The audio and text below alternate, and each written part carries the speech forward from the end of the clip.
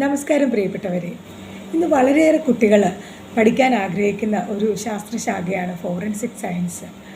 ഈ നെറ്റ്ഫ്ലിക്സിൻ്റെയൊക്കെ സ്വാധീനം കൊണ്ടാവാം ഈ ക്രൈം ത്രില്ലർ സീരീസുകളൊക്കെ കണ്ടിട്ട് ഒത്തിരി കുട്ടികൾ ഈ കോഴ്സ് പഠിക്കാൻ ആഗ്രഹം പ്രകടിപ്പിച്ച് മുന്നോട്ട് വരുന്നത് കാണാറുണ്ട്. സത്യത്തിൽ വലിയ ജോലി സാധ്യതയൊക്കെ ഉണ്ട് ഫോറൻസിക് സയൻസിൽ. പക്ഷേ നിങ്ങൾ മനസ്സിലാക്കേണ്ട ഒരു കാര്യം എന്നുള്ളത്, ഇപ്പം നമ്മളൊരു BTech ഡിഗ്രി കഴിഞ്ഞ ഉടനെ ഒരു ജോലി, അല്ലെങ്കിൽ BSc നേഴ്സിംഗ് കഴിഞ്ഞ ഉടനെ ഒരു ആ ഡിഗ്രികളൊക്കെ കഴിയുമ്പോൾ നമുക്ക് ജോലി കിട്ടാൻ സാധ്യത വളരെ കൂടുതലാണ്. അതുപോലെ ഒരു ഡിഗ്രി കൊണ്ട് ഒരിക്കലും ഒരു ജോലി കിട്ടാൻ സാധ്യതയില്ലാത്തൊരു മേഖലയാണ് ഫോറൻസിക് സയൻസ്. അത് പഠിക്കുന്നവർ അതിൽ PGയും റിസർച്ചിനും ഒക്കെ പോയി കഴിയുമ്പോഴാണ് അതിലൊരു വലിയ ഉയർന്ന സ്ഥാനങ്ങളിലൊക്കെ എത്തിപ്പെടാൻ സാധിക്കുകയുള്ളൂ, അല്ലെങ്കിൽ ഒരു ജോലി കിട്ടുകയുള്ളൂ.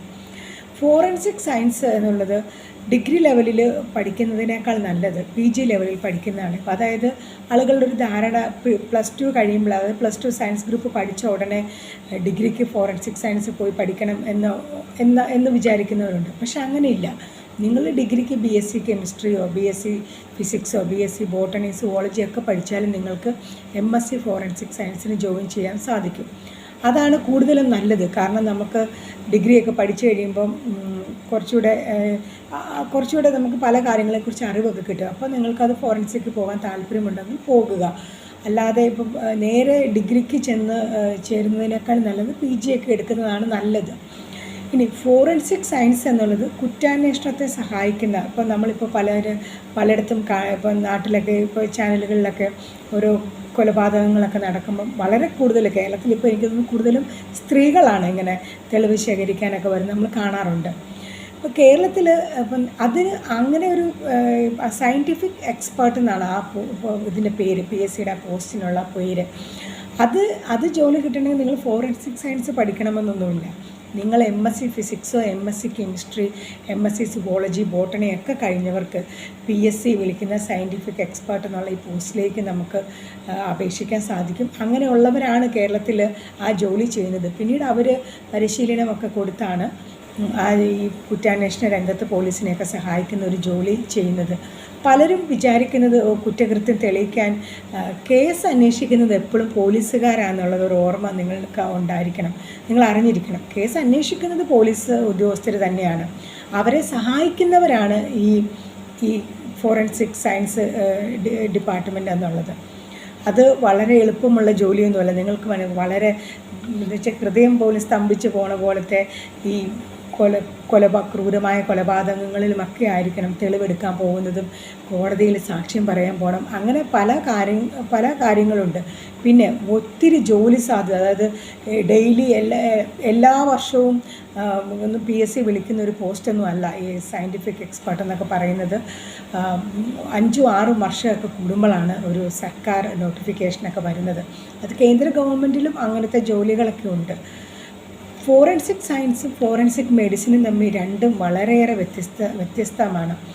ഫോറൻസിക് മെഡിസിൻ എന്നുള്ളത് ഇപ്പം നമ്മൾ കാണുന്ന മൃതശരീരങ്ങൾ പോസ്റ്റ്മോർട്ടം ചെയ്യുന്ന ആളെന്ന് പറയുന്നത് MBBS കഴിഞ്ഞതിന് ശേഷം MD ചെയ്യുന്നതാണ് ഫോറൻസിക്. അതൊരു നോൺ ക്ലിനിക്കൽ ഇതാണ്. അതായത് ചികിത്സ ഇല്ലാതെ, ഇപ്പം നമ്മൾ മെഡിക്കൽ കോളേജുകളിൽ ചികിത്സയും ചെയ്യും, കോളേജിൽ പ്രൊഫസർമാരും ഉണ്ട്, അങ്ങനെയുള്ള ക്ലിനിക്കൽ ഇതുണ്ട്, PG ഉണ്ട്. ഇത് നോൺ ക്ലിനിക്കൽ PG ആണ്. ഫോറൻസിക് സർജന്മാർ സാധാരണ ചികിത്സ അവർക്ക് ചെയ്യാൻ സാധിക്കും, ഒരു MBBSകാരാണ്. പക്ഷേ അവരങ്ങനെ പൊതുവെ അങ്ങനെ ചെയ്യാറില്ല. അവർ പോസ്റ്റ്മോർട്ടം അങ്ങനെയുള്ള കാര്യങ്ങളൊക്കെയാണ് കൂടുതലും ചെയ്യുന്നത്. അത് MBBS കഴിഞ്ഞതിന് ശേഷം MD ചെയ്യുന്നതാണ് ഫോറൻസിക് മെഡിസിൻ എന്നുള്ളത്. ഇത് രണ്ടും ഫോറൻസിക് സയൻസും ഫോറൻസിക് മെഡിസിനും രണ്ടും തമ്മിൽ വലിയ വ്യത്യാസമുണ്ട്. ഇന്ത്യയിൽ ഇത് പഠിക്കാൻ, ഇപ്പോൾ കേരളത്തിലാണെങ്കിൽ ഇത് പഠിക്കാൻ തൃശ്ശൂർ കേരള പോലീസ് അക്കാദമിയിൽ കാലിക്കറ്റ് യൂണിവേഴ്സിറ്റിയുടെ സഹകരണത്തോടുകൂടി MSc ഫോറൻസിക് സയൻസ് കോഴ്സുണ്ട്. കുസാറ്റ് ക്യാമ്പസിൽ ഫോറൻസിക് സയൻസ് കോഴ്സുണ്ട്. ഇതിനൊക്കെ യോഗ്യത എന്ന് പറയുന്നത് ഡിഗ്രി, അതായത് degree BSc chemistry physics zoology botany ഒക്കെ പഠിച്ചവർക്ക് ഈ MSc കോഴ്സിന് അപേക്ഷിക്കാൻ സാധിക്കും.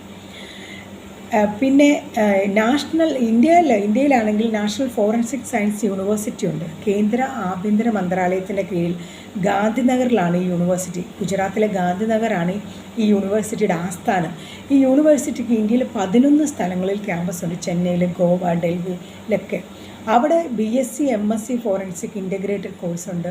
അവരുടെ എൻട്രൻസ് പരീക്ഷ വഴിയാണ് ഈ കോഴ്സിലേക്കുള്ള പ്രവേശനങ്ങൾ. നിരവധി MSc ഇപ്പോൾ ഫോറൻസിക് സയൻസ് എന്ന് പറയുന്നത് ഒരു ഒറ്റ ഇതല്ല, നമുക്ക് വളരെയേറെ മേഖലകളിൽ ബാലിസ്റ്റിക് എക്സ്പേർട്ട് ഉണ്ടാവും, ഈ പല്ലിൻ്റെ അതായത് അങ്ങനെയുള്ള BDS ഒക്കെ കഴിഞ്ഞ് അങ്ങനെ പോണ എക്സ്പേർട്ടുകളുണ്ട്. അങ്ങനെ വ്യത്യസ്തമാർന്ന പല മേഖലകളാണ്. ഇപ്പോൾ ഒരു മേഖലയല്ല ഫോറൻസിക് എന്ന് പറയുന്നത്. അത് ദീർഘകാലം പഠിക്കാൻ നല്ല കഴിവുണ്ടായിരിക്കണം, നല്ല നിരീക്ഷണ പാഠകം ഉണ്ടായിരിക്കണം. അങ്ങനെ പഠിക്കാൻ അത്രയ്ക്ക് താല്പര്യമുള്ള കുട്ടികളൊക്കെ മാത്രമേ ഈ കോഴ്സിലേക്കൊക്കെ പോകാൻ പാടുള്ളൂ. വിദേശത്തൊക്കെ ജോലി സാധ്യത ഉണ്ടോയെന്ന് ചോദിച്ചാൽ ഉണ്ട്. പക്ഷേ നമുക്ക് വിദേശത്തേക്ക് നേരിട്ട് റിക്രൂട്ട്മെൻ്റ് ഒന്നും ഗൾഫിലേക്ക് നാട്ടിലൊക്കെ അങ്ങനെയൊന്നുമില്ല. റിക്രൂട്ട്മെൻറ്റ് നമ്മൾ PG ഒക്കെ പഠിച്ചതിന് ശേഷം എന്തെങ്കിലും ഒരു കോഴ്സൊക്കെ എടുത്ത് പോയാൽ ചിലപ്പോൾ സാധ്യതകളുണ്ടാകും. പക്ഷേ ദീർഘകാലം പഠിക്കണം. അതൊക്കെ മനസ്സിൽ കണ്ടുകൊണ്ട് മാത്രമേ ഈ കോഴ്സിലേക്കൊക്കെ പോകാൻ പാടുള്ളൂ. അല്ലാതെ ഒരു ഡിഗ്രി കഴിഞ്ഞ ഉടനെ ഫോറൻസിക് സയൻസ് പഠിച്ചൊരു ജോലി കിട്ടാൻ ഒരു സാധ്യതയില്ല ആ രംഗത്ത്. പിന്നെ സർക്കാർ മേഖലകളിലാണ് കൂടുതൽ ജോലി സാധ്യത. പ്രൈവറ്റ് ഏജൻസികളൊക്കെ ഇന്ത്യയിൽ വളരെ കുറവാണല്ലോ. പിന്നെ ഈ റിസർച്ചൊക്കെ ചെയ്യാൻ, ആ റിസർച്ചിലുമൊക്കെ ചെയ്യാൻ നമ്മൾ എത്തിപ്പെടണമെങ്കിൽ നിങ്ങൾക്കറിയാമല്ലോ, ഇപ്പോൾ JRF പോലെയുള്ള പരീക്ഷകളൊക്കെ പാസ്സായി ഇപ്പോൾ നല്ല യൂണിവേഴ്സിറ്റികളിലൊക്കെ റിസർച്ചും നമുക്ക് ഗ്രാൻറ്റും ഒക്കെ കിട്ടണം. നമ്മൾ അങ്ങനെയുള്ള കുറേ കടമ്പകൾ കിടക്കണം. അപ്പോൾ ദീർഘകാലം പഠിക്കാൻ താല്പര്യമുള്ള കുട്ടികൾ, ഇതിനോട് വളരെ ഇപ്പോൾ കെമിസ്ട്രി ഒക്കെ ഇഷ്ടപ്പെടുന്ന കുട്ടികളൊക്കെ ആവണം ഈ ഫോറൻസിക് സയൻസ് പഠിക്കാൻ പോകുന്നത്. അല്ലാതെ വളരെ ഇപ്പോൾ കുറ്റാന്വേഷണം നമുക്ക് സഹായിക്കാൻ പറ്റും, വളരെ ത്രില്ലിംഗ് ഉള്ള ജോബാണ്, അങ്ങനെയൊക്കെ വിചാരിച്ചിട്ടൊന്നും ഈ കോഴ്സിലേക്ക് ഒരിക്കലും ചാടരുത്. ഇതിൻ്റെ വശങ്ങളൊക്കെ പഠിച്ചതിന് ശേഷം മാത്രം നിങ്ങൾ ഡിഗ്രി ലെവലിൽ സാധാരണ BSc കെമിസ്ട്രി ഫിസിക്സും ഒക്കെ പഠിച്ചിട്ട് PG ലെവലിലേക്കൊക്കെ പോകുന്നതാണ് കൂടുതലും നല്ലത്. പ്രൈവറ്റ് മേഖലയിലും നിരവധി സ്ഥാപനങ്ങളിൽ ഈ കോഴ്സ് പഠിപ്പിക്കുന്നുണ്ട്. സർക്കാർ മേഖലയിൽ ഈ നാഷണൽ ഫോറൻസിക് സയൻസ് യൂണിവേഴ്സിറ്റിയാണ് ഇന്ത്യയിലെ തന്നെ ഏറ്റവും ബെസ്റ്റ് ആയിട്ടുള്ളത്. പിന്നെ സൈബർ ഫോറൻസിക് എന്ന് പറയുന്ന വേറൊരു വിഭാഗമുണ്ട്.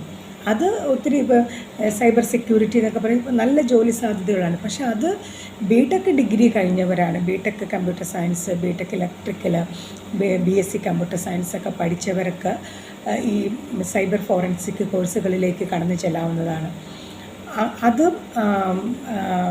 ഇപ്പോൾ MTech കമ്പ്യൂട്ടർ സയൻസ് ഒക്കെ പഠിക്കുന്നവർ അതിലൊരു പേപ്പറൊക്കെ തന്നെയാണ് ഈ സൈബർ സെക്യൂരിറ്റി എന്ന് പറയുന്നത്. അപ്പോൾ അത് വേറെ ഒരു മേഖലയാണ്. അപ്പം ഇങ്ങനെ വ്യത്യസ്തമാർന്ന, അതായത് ഒരു ഫോറൻസിക് സയൻസ് എന്ന് പറയുന്ന ഒരു ഇത് മാത്രമല്ല, നമുക്ക് ആദ്യം നിരവധി വിഭിന്നമായ മേഖലകളിലേക്ക് തിരിഞ്ഞു പോകാൻ സാധിക്കുന്ന ഒരു വിഭാഗമാണ്. പക്ഷേ ജോലി എന്ന് പറയുന്നത് വളരെ കാലം പഠിക്കുകയും അതിനുവേണ്ടി ശ്രമിച്ചാലും മാത്രമേ ആ രംഗത്തൊക്കെ നല്ല ജോലി കിട്ടാൻ സാധ്യതയുള്ളൂ. ഇതൊക്കെ മനസ്സിലാക്കി മാത്രമേ ഈ കോഴ്സിലേക്ക് നിങ്ങൾ പോകാൻ പാടുള്ളൂ. Thank you.